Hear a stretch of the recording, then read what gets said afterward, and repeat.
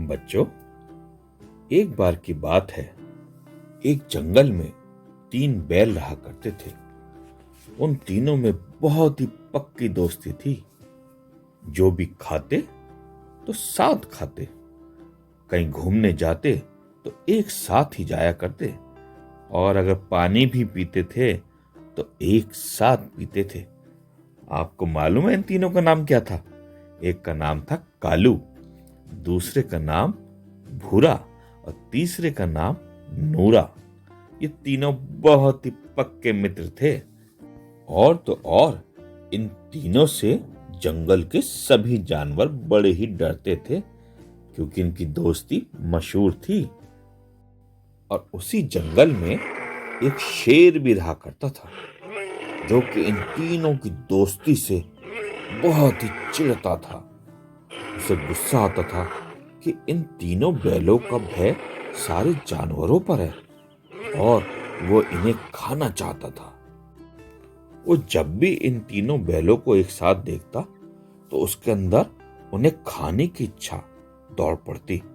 वो सोचता था कि मैं इन्हें कैसे खाऊं, ये अलग अलग किस तरीके से हों, मैं इन्हें कैसे अलग करूं कि मैं इनको एक एक करके खा सकूं।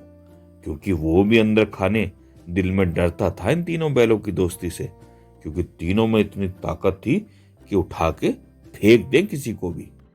और वह उनके मारने का षड्यंत्र रचने लगा। तभी अचानक उसके दिमाग में एक विचार आया कि मैं क्यों ना इनमें किसी तरह फूट डाल दूं। और वो इस बात को अपने दिमाग से लाकर लोमड़ी के सामने रखता है और कहता है, अरे लोमड़ी बहना, सुनो, इधर आओ, मैं तुमसे कुछ कहना चाहता हूं। ये जो 3 बैल हैं ना हमारे जंगल में, इनके अंदर तुम्हें किसी भी तरीके से फूट डालनी है। और लोमड़ी ने जाकर सभी जानवरों में झूठी बातें फैलाना शुरू कर दिया, जो शेरू भैया ने उससे कही थी, ताकि सभी जानवर उन तीनों बैलों के प्रति गलत इच्छा रखने लगे और जानवर उनके विषय में उल्टी सीधी बातें, यानी कि मन घड़ंत बातें अपनी ओर से उनको कहने लगे, ताकि उनमें फूट पड़ जाए। और उन्होंने तीनों बैलों से मिलकर उनको उल्टी सीधी बातें एक दूसरे के प्रति कह डाली, जिसका परिणाम ये हुआ कि वो तीनों बैल, जिनमें इतनी घनिष्ठ मित्रता थी, आपस में एक दूसरे पर शक करने लगे और साथ ही साथ नफरत भी होने लगी। और वे तीनों एक दूसरे को दुश्मन की तरह देखने लगे। वो ऐसे घूरते थे जैसे कि एक दूसरे को खा लेंगे।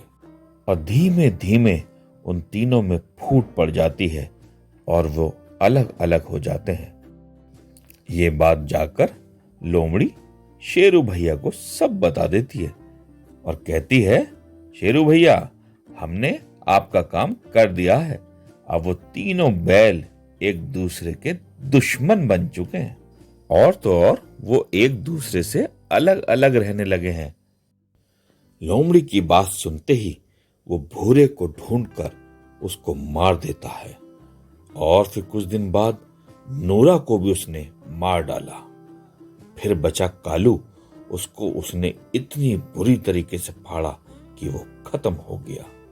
और इस तरह उस फूट का फायदा शेर ने उठा लिया और उन्हें एक एक करके खा गया।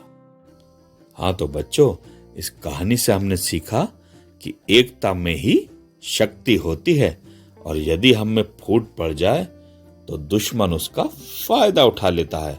इसलिए हमेशा एक साथ मिल के रहना।